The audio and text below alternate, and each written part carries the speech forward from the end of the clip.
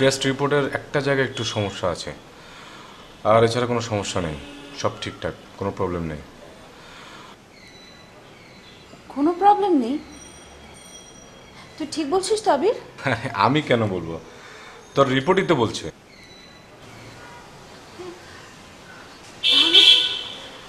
তাহলে আমাদের এই 6টা বছর কনসেপ্ট না করাটা আমার কাছে সিম্পলি একটা আনফরচুনেট মনে হচ্ছে।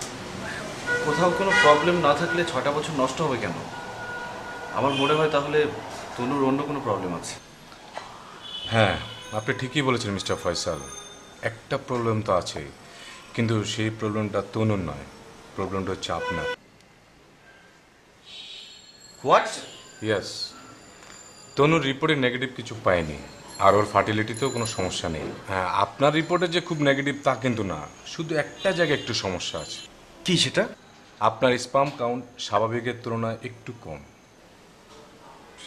শিওর? তাছাড়া 20 থেকে 28% পুরুষই এই সমস্যায় ভুগছে। আচ্ছা, ও ঠিক হয়ে যাবে তো না আবির? তার মানে আমার স্পাম কাজ করছে না? স্পাম কাজ করছে না ব্যাপারটা ঠিক তা না, আপনার স্পাম কাউন্টিং একটু বাড়াতে হবে।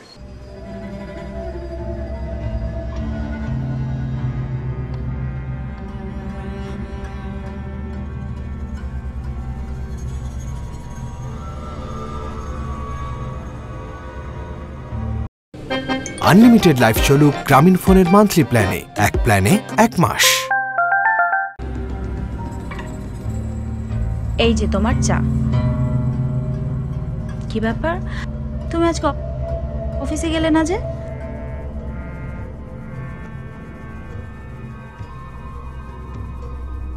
তুমি কি ডিপ্রেসড?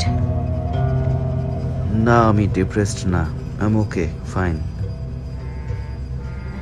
আচ্ছা শোনো, আমি না চিন্তা করছিলাম আমরা দুজন মিলে চলো কোথাও যাই ঘুরতে, ডে লং ট্রিপ, গাজীপুরের কোনো রিসর্টে। না এখন না, পরে অন্য কোনো দিন যাব। আচ্ছা ঠিক আছে, পরেই যাব। কিন্তু তুমি কেন এত মন খারাপ করে আছো? এত ভেঙে পড়ো না তো তুমি। হাসো দেখি, হাসো তো একটু। আমি ঠিক আছি।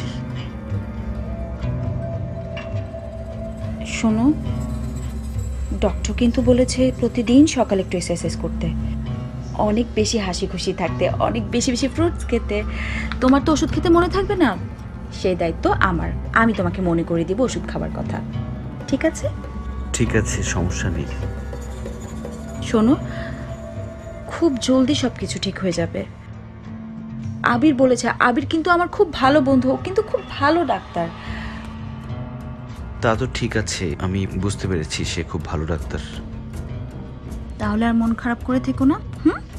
চা শেষ করো, আমি একটু কিচেনে যাই। তনু, তনু প্লিজ, আমার এই অসুখের কথা তুমি মা বা হুমায়রা কাউকে বলো না।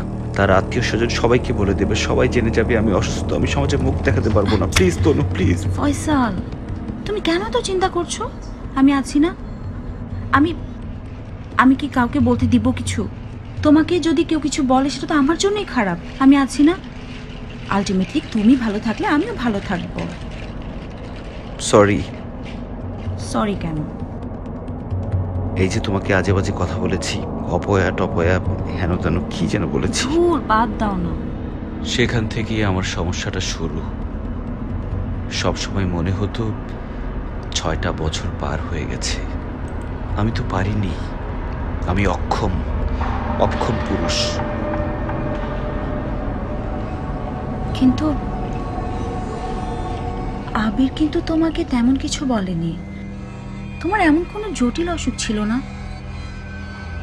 হয়তো, কিন্তু 6টা বছরে আমি পারিনি। সবসময় মনে হতো এই বুঝি মা জেনে যাবে, এই বুঝি ছোট বোন জেনে যাবে আমি অক্ষম পুরুষ। আমি তো তোমাকে সবসময় বোঝাতাম। তারপরেও অফিসে গেলে কেউ আমার দিকে তাকালে আমার বুক কেঁপে উঠত, এই বুঝি সবাই জেনে যাবে। কেউ হাসাহাসি করলে ভাবতাম আমাকে নিয়ে হাসাহাসি করছে। আমাকে কখনো শেয়ার করনি কেন সব কথা? লজ্জায় আমি তোমার চোখের দিকে তাকাতে পারতাম না। আমাকেও?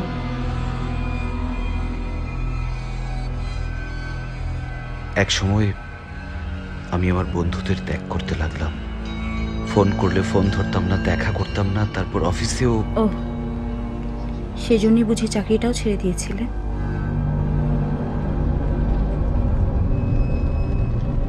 আমার আর কোনো উপায় ছিল না তনু। সব সময় মনে হতো সবাই বুঝি কিভাবে আমার দিকে তাকিয়ে আছে, সবাই বুঝি সব কিছু জেনে গেছে।